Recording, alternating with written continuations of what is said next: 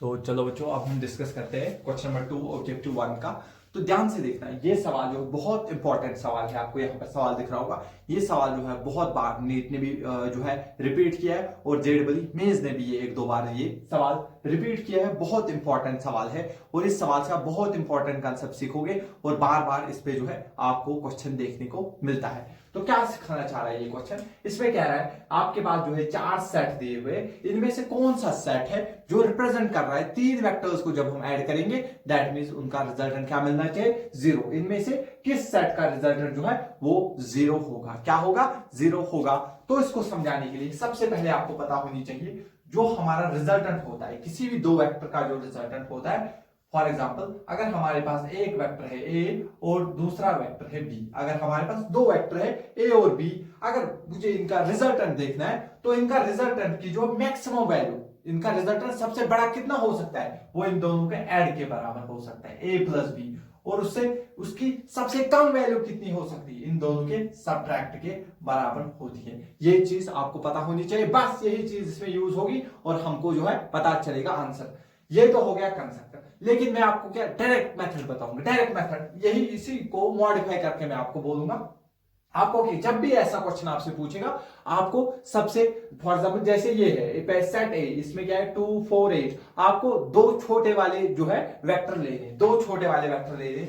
That means एक vector है 2, दूसरा वेक्टर क्या है 4, इनको ऐड करना है तो कितना आएगा 6। या शॉर्ट में मैं पूरा बताता हूं इसका जो रिजल्टेंट आएगा। अगर मैं सेट ए की बात करूंगा, जो इनका रिजल्टेंट होगा, जो पहले मुझे सबसे छोटे वाले दो वेक्टर चुनने, 2 और 4, दैट मींस इसका मैक्सिमम वैल्यू 2 प्लस 4 कितना हो सकता है 6, और मिनिमम वैल्यू कितना होगा 2 माइनस 4 यानी कि 2।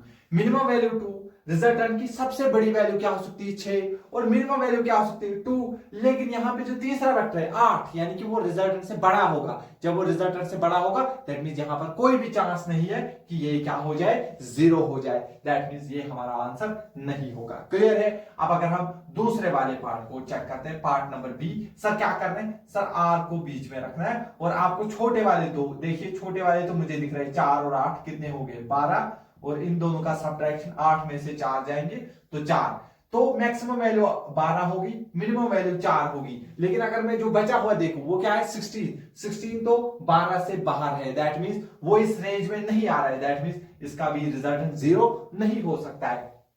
तो इसको भी रखने दो। अगर मैं इसको देखूंगा डी पार्ट को, तो अगर आप देखोगे सबसे छोटे वाले क्या है 0.5 और 1, 0.5 और 1, 0.5 और 1 कितने होते हैं 1.5, और जब सब्ट्रैक्ट करेंगे तो बनेगा सर 0.5। सर जो 2 है वो इस रेंज से बाहर है, 0.5 से लेके 1.5 के बाहर है वो, दैट मींस ये भी रिजल्टेंट नहीं होगा। लेकिन अगर मैं इस चीज को देखूंगा सी पार्ट को, अगर मैं सी पार्ट को अच्छे से देखूंगा तो सर जो छोटे वाले दो है वो है 1 एंड 1, तो सर रिजल्टेंट की मैक्सिमम वैल्यू 2 हो सकती है। सर मिनिमम वैल्यू 1 माइनस 1 क्या होगा 0, दैट मींस 0 और 2 के दरमियान होगी। और 2 जो है इसके अंदर आ रहा है, क्योंकि वो 2 0 से लेके 2 तक, और 2 इस रेंज में आ रहा है। दैट मींस यही वेक्टर है जिसका रिजल्टेंट 0 हो सकता है।